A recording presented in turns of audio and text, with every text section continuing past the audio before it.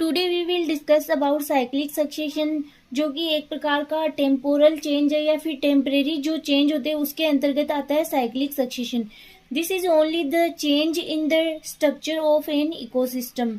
यह एक प्रकार का ऐसा चेंज है जिसके अंतर्गत एक इकोसिस्टम की स्ट्रक्चर के अंदर चेंज होता है ऑन ए साइक्लिक बेसिस, एक साइक्लिक बेसिस पे।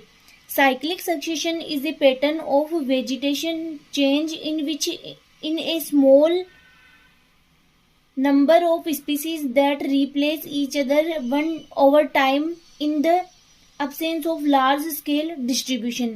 कि इस प्रकार के साइक्लिक सक्सेशन में क्या होता है कि कोई भी लार्ज स्केल पर डिस्टर्बेंस नहीं होता है। ठीक है, कि जैसे हम लोग बात कर रहे थे कोई भी नेचुरल डिजास्टर हो रहा है उसके द्वारा, किसी नेचुरल डिजास्टर के द्वारा अगर कोई चेंजेज हो रहे तो वो बड़े चेंजेज के अंतर्गत आ जाते हैं। लेकिन साइक्लिक सक्सेशन की अगर हम लोग बात करें तो एक प्रकार का small number of species that replace each other, कि ये चेंज एक प्रकार के ऐसे चेंज है जिसमें कि स्मॉल नंबर पे चेंज होते हैं, कि स्मॉल छोटी साइज पर ही चेंज हो रहे हैं, कि एक इकोसिस्टम में किसी कोई कम्युनिटी के कारण दूसरे इकोसिस्टम पर इसका प्रभाव पड़ रहा है।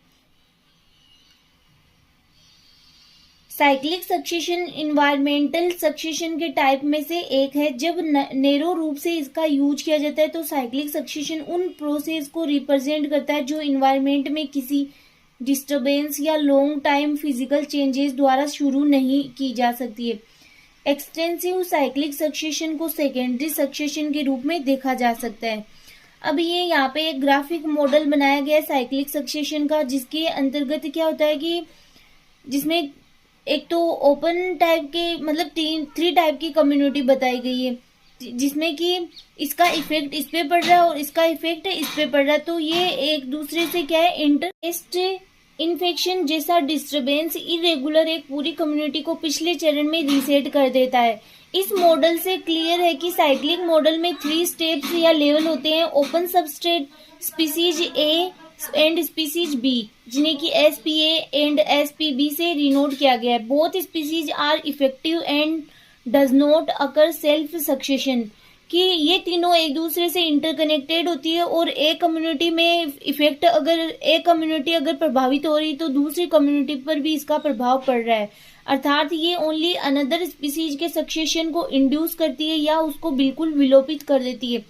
SPA या तो SPB की ग्रोथ को इंड्यूस करेगी या मोर्टेलिटी को इंक्रीज कर SPB का डिलीशन कर देगी। मोर्टेलिटी मृत्यु दर को इंक्रीज कर SPB का डिलीशन कर देगी। इसी टाइप से SPB SPA पर अपना इफेक्ट डालती है। ओपन सबस्ट्रेट होता है वो ओपन रहता है या SPA और SPB द्वारा एक्वायर्ड कर लिया जाता है। कई आउटर फैक्टर्स से साइक्लिक सक्सेशन को इनडायरेक्ट रूप से इंड्यूस करते हैं। फॉर एग्जांपल किसी स्पेशल हर्बीवोरस का अटैक हाई ग्रेजिंग किसी प्लांट स्पीसीज की लाइफ हिस्ट्री को चेंज कर सकती है। तो अगर अब हम लोग इस प्रकार के चेंज देख रहे हैं कि कोई हर्बीवोरस है उसका अटैक हो रहा है या फिर कोई दूसरी जो स्पीसीज है वो इन्वेजन करके वहां की स्पीसीज को नष्ट कर रही है या फिर कोई पेस्ट अटैक हो रहा है, तो ये स्मॉल टाइप से होने वाला सक्सेशन है। Cyclic succession pattern only one species से रिलेटेड नहीं होता है, ये ग्रुप ऑफ स्पीसीज से रिलेटेड होता है। जैसे कि हमने देख लिया कि जो ओपन सबस्ट्रेट है या फिर स्पीसीज ए है और स्पीसीज बी है, ये तीनों एक दूसरे से इंटरकनेक्टेड है, कि इसका मीनिंग ये है कि ये एक प्रकार से चक्र के रूप में चल रहा है। इसे ही कहा जाता है साइक्लिक सक्सेशन। और आपके अगर एग्जाम में साइक्लिक सक्सेशन पूछा भी जाता है तो या तो ये 10 मार्क्स में आएगा या फिर 5 मार्क्स में ही पूछा जाएगा, या फिर मान लो शॉर्ट आंसर क्वेश्चन में पूछा जाए तो 2 मार्क्स में पूछा जाएगा। बाकी 20 मार्क्स में कभी नहीं पूछा जाएगा कि साइक्लिक सक्सेशन क्या होता है। तो आप ये नोट डाउन कर सकते हो। नेक्स्ट लेक्चर में नए टॉपिक के